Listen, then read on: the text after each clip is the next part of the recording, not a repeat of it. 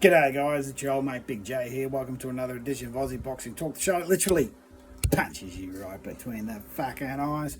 And today I'm going over a full preview of the Nikita Zerafa fight, which will happen January 16th at the Brisbane Entertainment Centre in Queensland, with a kickoff time of the pay-per-view portion of the card will be 6 o'clock.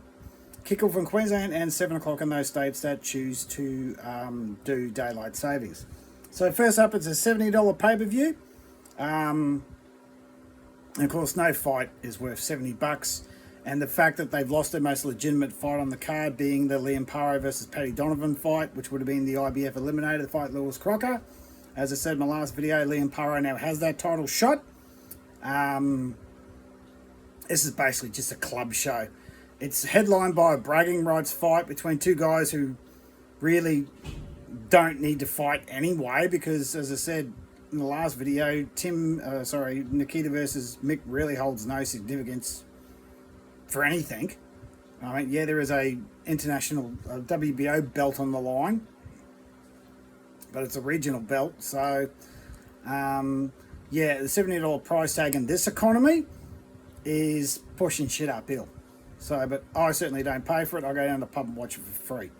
I don't pay for pay-per-views. So, anyway, so let's get into the card. It is a pretty decent card, but at the end of the day, let's be honest, it's a glorified bloody club show. All right, so this is what we've got. So on the undercards, so prelims, these won't even be featured. On the card, you've got Blake Wells 12 and 2 versus Anini. I can't even pronounce this guy's name. So Blake Wells is fighting an opponent that I can't even pronounce at middleweight. Max Reeves is fighting Sonny Habib. Max Reeves is 11-1-1. Sonny Habib is 9-2. Billy Pokenhorn, who hasn't fought in a long time. I didn't even think he fought all last year, because I've seen Billy Pokenhorn fight. I saw him fight on the Will Thompson undercard in Melbourne. I think it's the last time he fought. Yep, the last time he fought was when he fought on the Will Tomlinson card. He knocked out his opponent in 2 rounds. So he's got this fight, and then he's got another one in March for Perth. So I'm not quite sure what fight's going on there in Perth, but I'll look it up later. So Billy Pokenhorn will continue to keep his record going, keep his record moving. Let me see, who else have we got on this card? Sorry, I just had it all brought up, and now it's bloody gone to shit again. Jack David versus Zabi Vayatua. They're both debuting at super welterweight, and I think that's it. Those are the ones that are on the prelims. They will not be shown. Some might be shown on Fox Sports. I'm not sure, but they won't be the pay-per-view portion of the card. So the pay-per-view portion of the card is Ramin Mundine, which is Anthony Mundine's young fella, 2-0, versus the Jeff Matthews, 0-1, and that'll be at middleweight. Obviously, just to keep the momentum going for Ramin. Then we've got, this is surprising, Liam Wilson, 17-3, versus a Rodex Palala, 12-1. I think it's for the WBO international belt at 130, so 130 pound. Now, Liam Wilson has had 2 world title fights versus Oscar Valdez and Emmanuel Navarrete, lost both, and now he's fighting, I think he's fighting a Filipino fella, 12-1, and he's not even the co-main event. I mean, Liam Wilson's supposed to be a staple hold, a long-established staple hold with no limit, and now he's at the bottom of the card on what is probably the biggest domestic card fight that No Limit could come up with this year. So that's interesting. I think No Limit might have lost a bit of confidence in Liam Wilson, considering that since the losses, he's just been fighting low to mid-level guys. And this is the one thing I can't stand about Australian boxing. And Australians are notorious for this. We pad our records up by fighting absolute nobodies, all these Southeast Asian guys, right? And when we actually go overseas to fight a European or a someone from the UK or an American or even a Russian, get the living shit kicked out of us. Because we pad our records with fighting mid to lower level guys when we should be fighting top 10 contenders. But as I've said, I think Liam Wilson's shot at the top is done, and I don't think he'll ever get another shot at the top because he's just fighting nobodies. And if he does, he'll probably lose. I mean, he's already had 2 cracks at world title belts, and it didn't go well for him. So, well, except for that Navarrete fight, that was bullshit. He should have won that fight. So, but anyway, so he's at the bottom of the card. Then we've got Dempsey McKean returning against Chusi Vidusidu. I think that's actually the main event. That's actually the co-main event. Dempsey McKean, who's I don't think ever fought for a world title, and got knocked out in one round by Moses Otamu, I think his name is. Yeah, this should be a good fight, but this is nothing big. You've also got the Australian heavyweight title on between Stevan Ivic and Liam Talivar. Right, Liam Talivar was in those 2 big fights with Brendan Gross, I think his name was. Those 2, I think one of them got Fight of the Year, I think for 2024. So that's an interesting fight. Then you got Nelson Osofa Solomano versus Jeremy Lattimore, right, at heavyweight. I think it's a 4-round fight. Yes, it is a 4-round fight at heavyweight.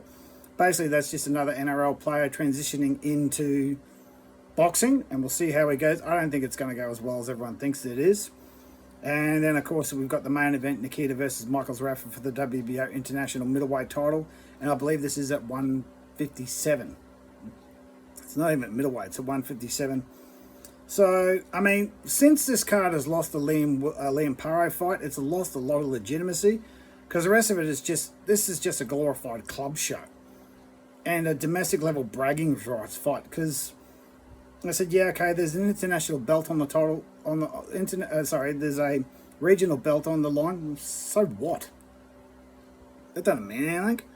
So, while this is a decent card, it's still, at the end of the day, it's just a club show with another footy player switching over to boxing. Another guy who's had his time at the top, who's just trying to keep his career going in case he gets another shot, which I doubt it, and a bunch of guys who you've never really heard of.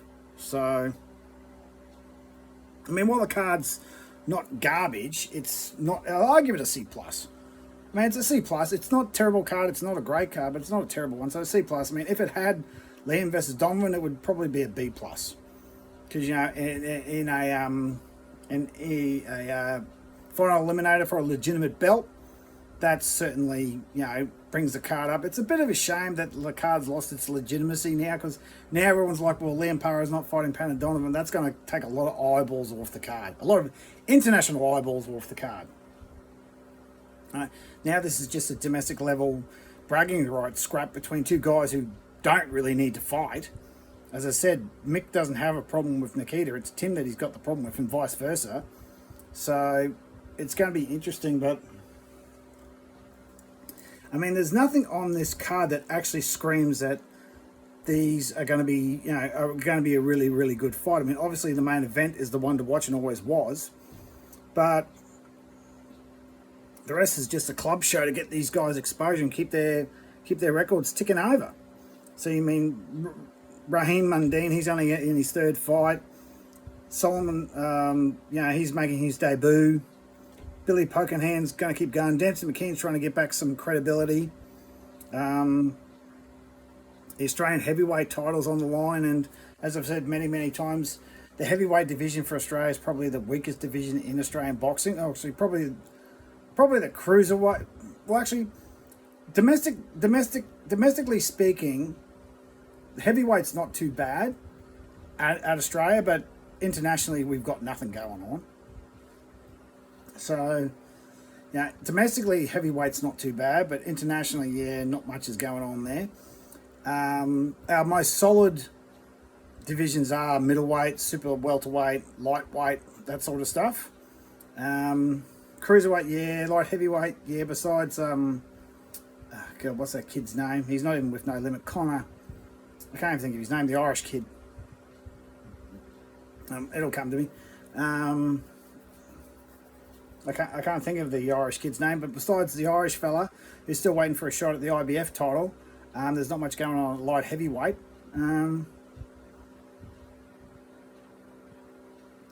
But yeah, I mean, this card, it's certainly not worth $70. There should be some decent scraps in there. I probably think that the prelims probably might show more exciting fights than what the actual main card will. I mean, because I think that Mundine will probably clean up Jeff Matthews in a couple of rounds. I mean, it's a 4-fight round. It's a 4-fighter anyway, so you think that Nelson Asafa Solomona will knock out old mate in probably a round. Dempsey McKean. I think Dempsey McKean versus Volasudu should be probably a good, really good fight. Liam Wilson, I think he'll just do what he always does, go through the motions, get the 10-round decision, and probably be, win all 3 cards like 92-98 or not, and 97-93. That's the way I see that going, because that seems to be the pattern for Liam over the last probably 6 or 7 fights. He just fights guys. He gets the UD while it's nothing special. He gets a clear win, but it's nothing special. And of course, well, the surprise of the night, depending on how it's going to go, is Mick versus Nikita. As I said, there's a lot of people out there saying that Nikita should win this. I think, as I said, whoever lands the big punch first will get victory. Whoever lands the big punch first. So, as I said, I think I'm putting it towards, like, this is similar to the Isaac Harbin fight. If Mick lands the punch, he'll clean up Nikita pretty quickly. But anyway, guys, that's my thoughts for the day. Still a half-decent card, Why it's not an A+ card, it's certainly not a shit card. It's a C+. Looking forward to it, to see what the guys got. The one thing they don't have a women's fight, though. That's the one thing that No Limit has really dropped the ball on over the last 12 months is where's all the women's fights? You got Shannon O'Connell fighting Chanel Dargan, I think, on a Dreamtime card or something, like a different promoter. They let Jazzy Parr, Mia Solomon slip through their fingers. That was on a Sam LaBruna show last year. They let Desley Robinson and Kay Scott slip through their fingers. So, yeah, I mean, No Limit's women's division's pretty much dead now. So that's really disappointing to think that, like in the last 12 months over 2025, they just let the women slip through their fingers. So, or maybe they have no interest in them, who knows. As I said, someone commented on my video the other day, maybe the reason these No Limit guys want nothing to do with these girls is because they're all doing OnlyFans. So, maybe they want nothing to do with it. But anyway, there's my thoughts for today, guys. Like, share, and subscribe. Drop your comments in the comments section. Tell us what you think of the card. Do you think it's worth $70? Well, obviously I don't. And what fight are you looking forward to the most? Right? As always, guys, like, share, and subscribe. Tackle the ball, wrestle, crock hard, and yourselves the fuck up. And we'll see you again another day.